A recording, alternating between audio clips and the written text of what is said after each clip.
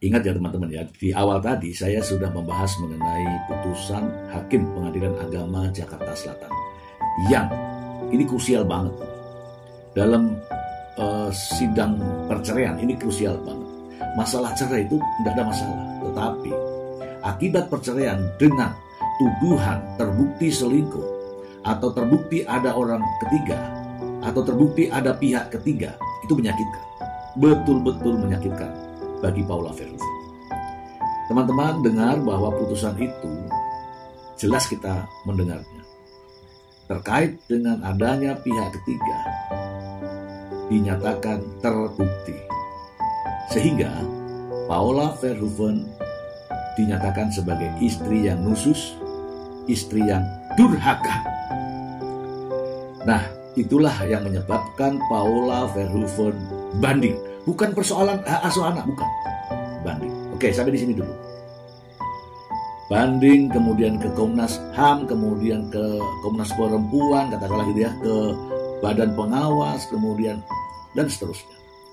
Itulah bentuk perjuangan Paula Verhoeven, yaitu ingin mengembalikan nama baik, harkat dan martabatnya sebagai seorang wanita dan sebagai seorang ibu.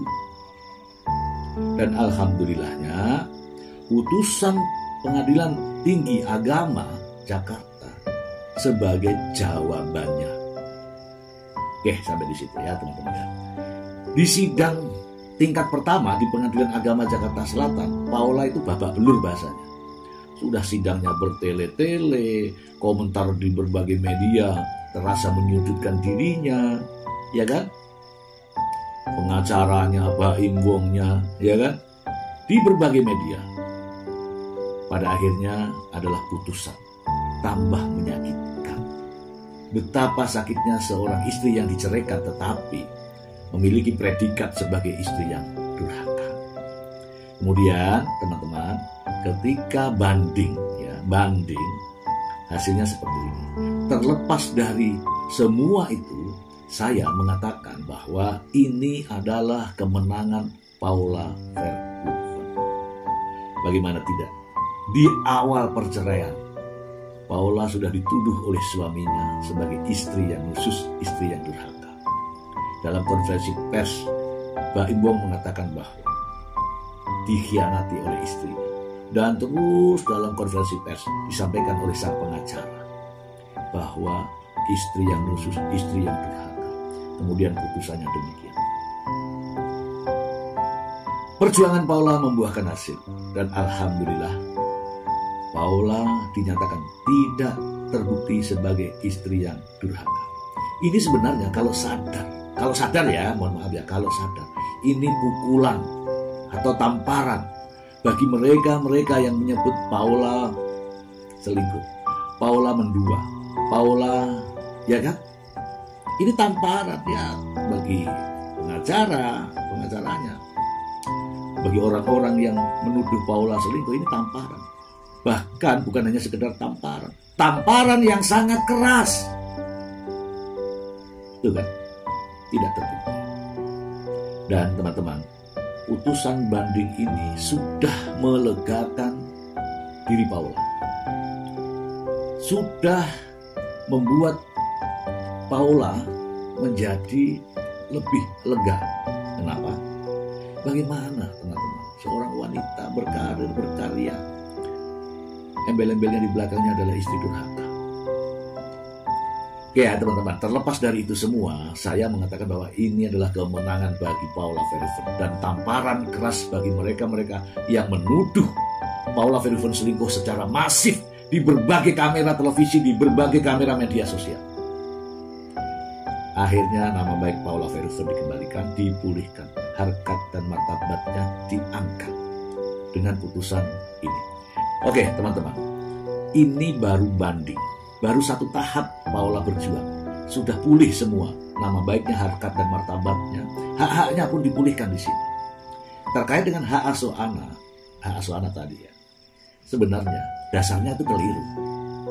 Alvan pun mengatakan bahwa dasarnya keliru. Kalau hakim juga berpedoman pada hukum ya, kompilasi hukum Islam, sudah nggak ada alasan Nggak ada alasan hak asuh kebaikan, nggak ada alasan. Kalau menurut kompilasi hukum Islam, ya nggak?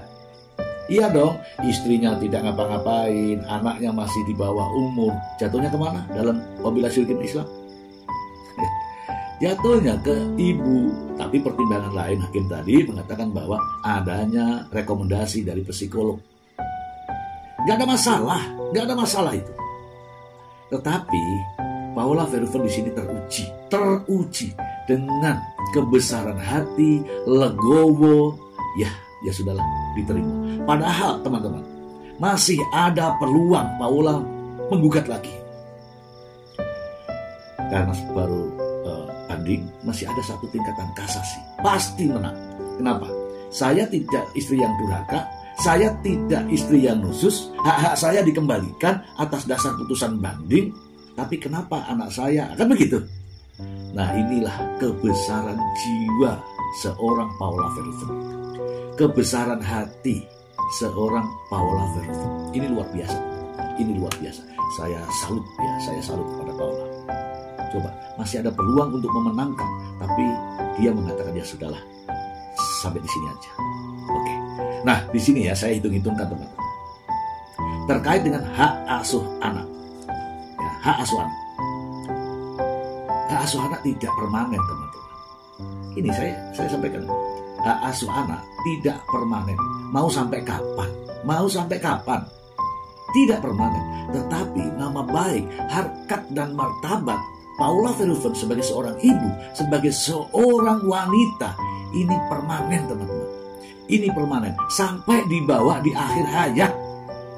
Tetapi kalau hak asuh anak sampai di mana? Ada batasannya. Tidak permanen. Mau sampai kapan? Usia 12 tahun, anak-anak itu bisa memilih. Iya kan? Ya sekarang ini, rame-rame ini. Ini kecerdasan berpikir dan kedewasaan berpikir Paula Verhoeven teruji. Sudah cukup sampai di sini.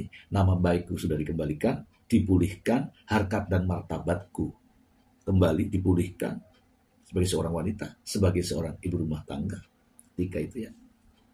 Dan bagi para yang nyinyir-nyinyir itu, yang suka nuduh-nuduh selingkuh-selingkuh itu, akhirnya kena tampar, tamparan yang sangat keras. Ya kan? Jelas dong. Dinyatakan tidak terbukti.